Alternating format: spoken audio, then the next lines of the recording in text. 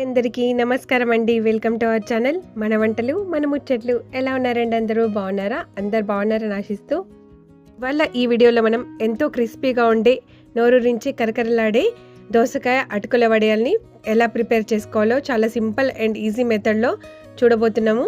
కాబట్టి ఈ వీడియోని స్కిప్ చేయకుండా పూర్తిగా చూడండి. అలాగే ఇప్పటివరకు మన ఛానల్ని ఎవరైనా సబ్స్క్రైబ్ చేసుకోకపోయింటే ప్లీజ్ మన ఛానల్ని ఒకసారి తప్పకుండా సబ్స్క్రైబ్ చేసుకోండి. అలాగే మన ఛానల్ని హైప్ ఇవ్వడం అస్సలు మర్చిపోవద్దండి.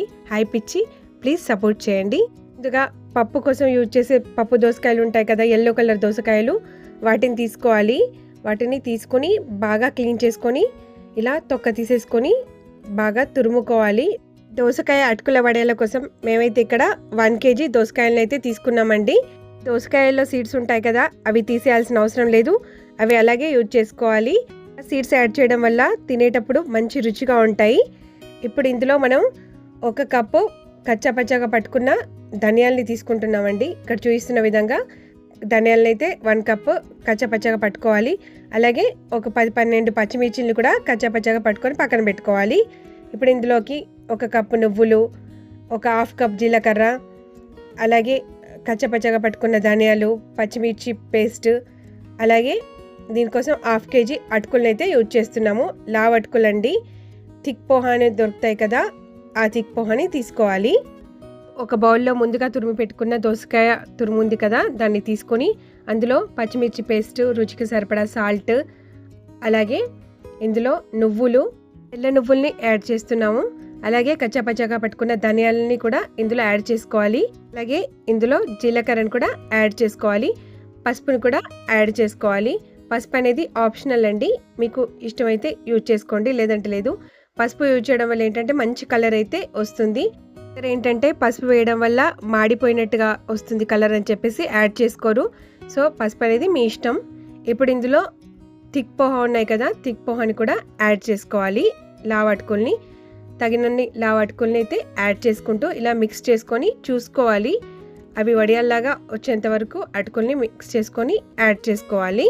అయితే ఇక్కడ 1 kg దోసకాయలు తీసుకున్నాం కదా, దానికి 1/2 kg అటుకులు అయితే సరిపోయాయి. ఇక్కడ చూడండి, ఇక్కడ చూపించిన విధంగా కొంచెం కొంచెంగా ఈ మిక్స్చర్ని తీసుకుంటూ ఇలా వడియాల్లాగా ఒత్తుకోవాలి. బాగా గట్టిగా ప్రెస్ చేయకూడదు, లైట్గా ప్రెస్ చేసుకుంటూ వడియాల షేప్ వచ్చేంత వరకు ఒత్తుకొని ఇలా రెడీ అయిన వడియాలన్నీ కూడా ఒకదాని తర్వాత ఒకటి మనకు కావాల్సినన్ని రెడీ చేసుకొని అన్నీ కూడా ఒక వెడల్పు ప్లేట్లో లేదా మూతలో ఇలా చూపించిన విధంగా అరేంజ్ చేసుకోవాలి. అంతేనండి, చాలా సింపుల్ కదా చేయడము. చూస్తున్నారు కదా ఎంత బాగా అనిపిస్తున్నాయో. కలర్ కూడా భలే వచ్చింది కదా మనం పసుపు యాడ్ చేయడం వల్ల. లేదా పసుపు యాడ్ చేయకపోతే ఏంటంటే వైట్గా అనిపిస్తాయి. రెడీ చేసుకున్న వడియాలన్నీ కూడా ఎండలో ఒక 2-3 days ఎండబెట్టుకోవాలి. ఫస్ట్ డే ఇలాగే ఎండనివ్వాలి, టర్న్ చేయకూడదు. నెక్స్ట్ డే టర్న్ చేసి ఇంకో సైడ్ ఎండనివ్వాలి. అలా ఒక 2-3 days బాగా ఎండిన తర్వాత అప్పుడు బాక్స్లో స్టోర్ చేసుకోండి. వీలైతే ఇంకో 1-2 days ఎక్స్ట్రా ఎండబెట్టుకున్నా పర్లేదు.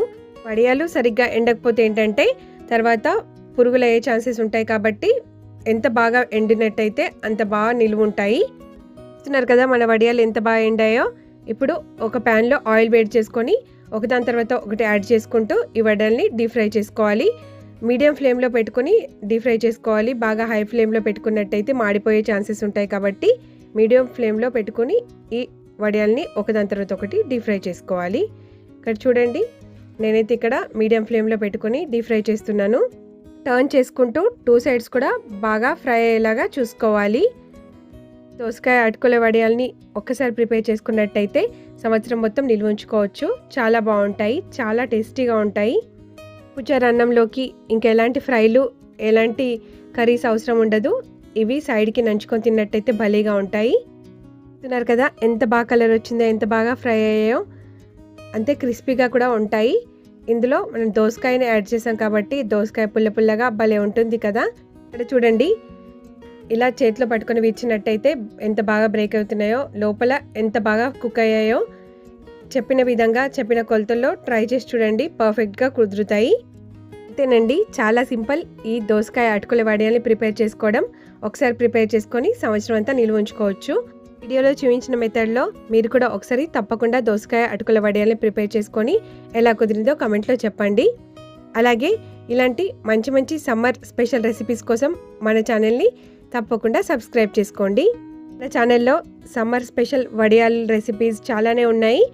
ఒకసారి ఆ వీడియోస్ని కూడా తప్పకుండా చూడండి. అలాగే ఇలాంటి మంచి మంచి వీడియోస్ కోసం please like, share, comment and subscribe to our channel. Hype ఇవ్వడం అస్సలు మర్చిపోవద్దు. బాయ్.